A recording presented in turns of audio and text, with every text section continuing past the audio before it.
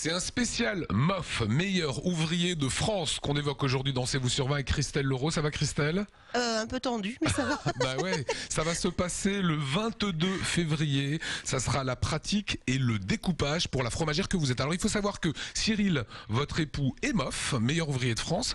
C'est lui qui vous a incité à vous lancer dans le concours? Non, pas du tout. Non, ça c'est une volonté personnelle et pratiquement aussitôt que Cyril est sorti, c'était un choix.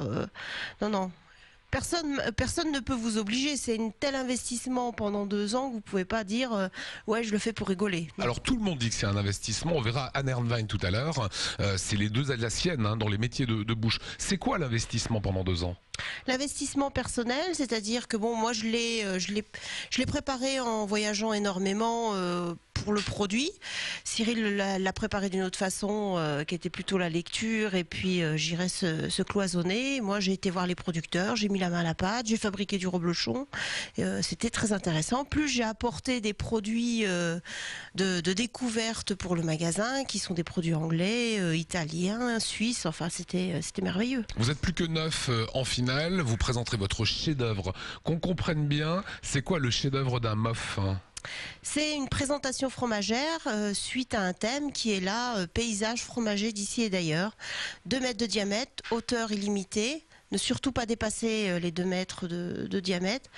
Œuvre démontable. Alors ça pose beaucoup de problèmes au niveau de la logistique parce que je ne fais que 1,60 m et j'ai pas les armes d'homme. Et qu'est-ce qu'on trouve comme fromage dessus? Alors, faut mettre minimum 50 produits, que ce soit français ou étranger. Il n'y a aucune obligation cette année, mais par contre, j'ai une volonté d'en mettre un petit peu plus, qui est 71 fromages. Et après, je vous laisserai un peu la surprise parce que je veux pas dévoiler. Elle est sympa la pièce. Alors ça doit être démontable. C'est-à-dire que c'est quoi? C'est une pièce de 2 mètres? C'est-à-dire que je peux pas. Qu'est-ce qui est difficile dans l'exercice en fait?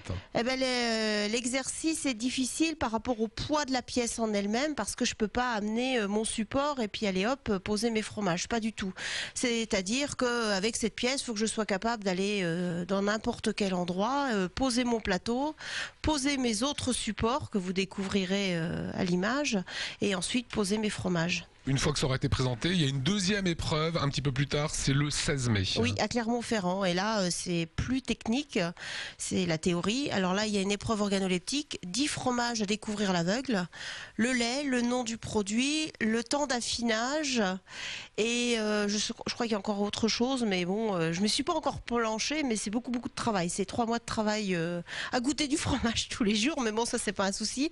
Et après, une épreuve de 30 minutes sur un sujet qu'on ne connaît pas. Voilà, et ce qui se passera, c'est que si vous êtes MOF, eh bien vous arborerez ici les cocardes bleu, blanc, rouge comme Cyril, comme le mari. Bah oui. Voilà. Avec toutes les peines données, oui.